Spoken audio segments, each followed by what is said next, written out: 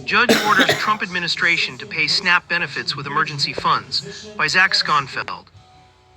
A federal judge on Friday blocked the Trump administration from cutting off the Supplemental Nutrition Assistance Program SNAP beginning this weekend because of the government shutdown, ordering officials to first spend an emergency fund.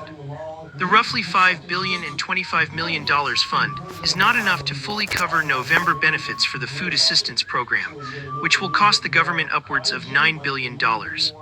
But U.S. District Judge John McConnell's order prevents the administration from completely drying up the benefit for more than 40 million Americans starting Saturday, rejecting arguments that the emergency fund can only be used for hurricanes or other uncontrollable catastrophes. SNAP benefits have never, until now, been terminated, McConnell said at a hearing, and the U.S. has in fact admitted that the contingency funds are appropriately used during a shutdown, and that occurred in 2019.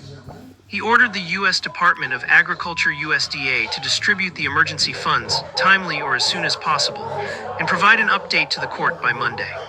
The looming SNAP lapse became the latest visible sign of the government shutdown, which has dragged into a fifth week.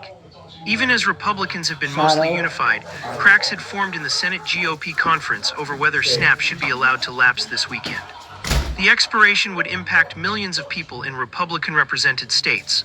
Though the judge's ruling takes the pressure off for now, it does not require USDA to maintain the benefit once the emergency fund is depleted. The administration's refusal to spend the fund came under two lawsuits, one filed by 25 Democratic-led states and the other brought by a coalition of cities and private organizations.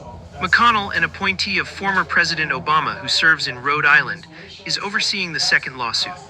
He handed down his ruling from the bench moments after U.S. District Judge Indira Talwani, an Obama appointee who serves in Boston and oversees the state's case, issued a written order suggesting she will issue a similar block.